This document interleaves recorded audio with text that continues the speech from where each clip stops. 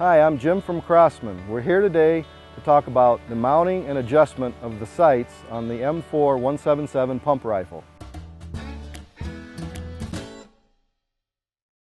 Inside the box, of course, the M4-177, the owner's manual, which is important to read and understand the operation of the gun, as well as all the safety considerations. There'll be a quick start guide, which applies to what we're going to talk about today, the mounting and adjustment of the sights. The sights themselves are found in this storage area of the box. We have the rear sight and the front sight, and with the front sight is the adjustment key for both sights. Now, some early models of this gun had the key in the magazine, which is a good storage spot for it. So that may be a place where you'll find it if it's not with the front sight.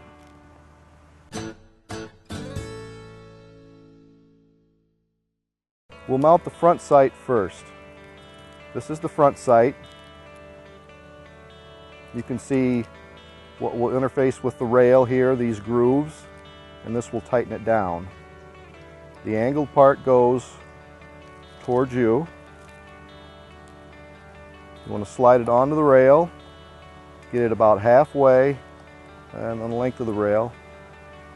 Tighten it down lightly by hand, making sure it's still seated square, and this one is.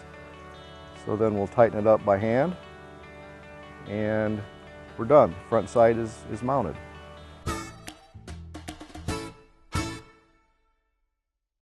This is the rear sight. We'll mount it next.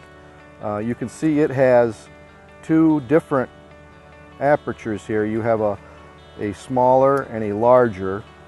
We'll talk about that when we adjust the sights. So at this point, you can have these set any way you want. Now we're going to mount this on the rear rail with the tightening screw to the left. And you want to mount the rear sight as far back from the front sight as possible for best performance. And again, as with the front sight, slide it onto the rail, make sure it's sitting square, get it finger tight, and finish tightening by hand, and there's the rear sight mounted.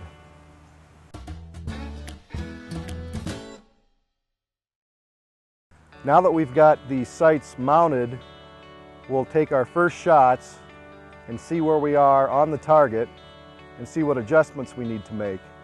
I'm going to use the 177 caliber pellets, as these are more accurate than a BB, and will pattern much more consistently than BBs.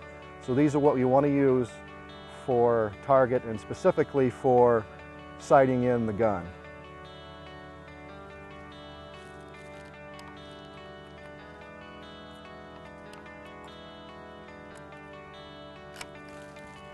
Our target is approximately 30 feet away. That's the recommended distance to sight in this gun with these sights.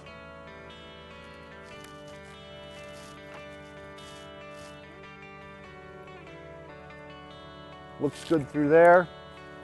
Happy with where the target is. 5 pumps.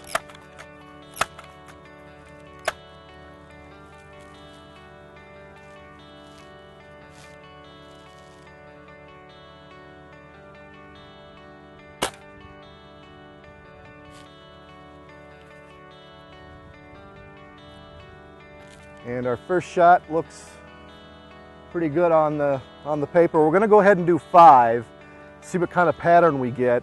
That will help us decide which way we want to adjust the sights. And there we have our first 5. We'll go take a look and see where we're at. Here's our first group out of the box. It's a pretty good group. You can see I'm a little bit low here. So what we'll do is we'll adjust that front sight for the elevation to bring this group up towards the center of the target.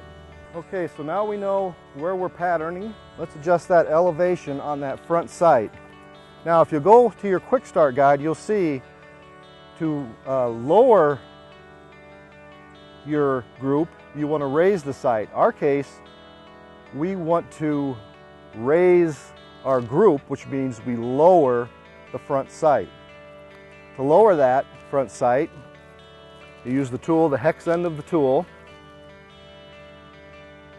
and I'm going to go clockwise, and let's go a quarter turn and see what that puts us. I'm going to make a note of that so I know where we're at.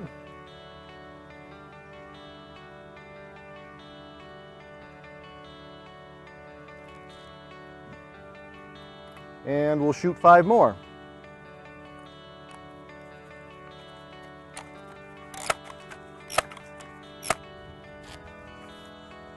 And 5. Let's go see where we're at. Wow, that's pretty good. You can see we've moved that group up just where we wanted it. Almost right in the center. One little flyer down there, but we're looking good. I think we'll leave that elevation where it is. When we get back to the bench, we'll talk about windage, making adjustments left or right.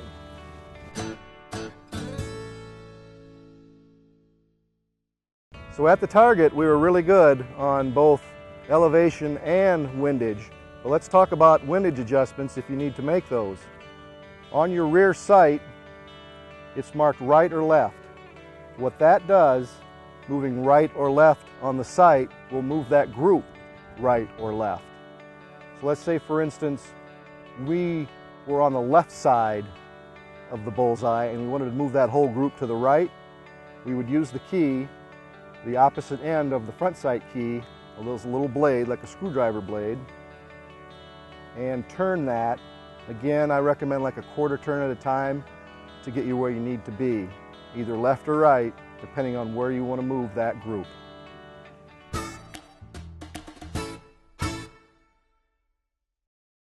If you purchase the M4-177 kit, the rear sight will be incorporated in a handle attachment. Make sure it's securely mounted to the rail with these 2 thumb screws, and make sure that the rear sight elevation is all the way down when you do your initial sight zeroing. Windage adjustment on the rear sight doesn't need a key. It's accomplished by this knob here, adjusting the same way as the simple single iron sight in the back. You'll also notice the dual apertures, same as the single mount sight for the M4-177. Typically for close distances you'll want to use the larger aperture, although you certainly can find what's comfortable for you and use that. In closing, please remember to follow all safety rules, including having a good solid backstop. And if you have any questions, please contact Crosman Customer Service. Thank you.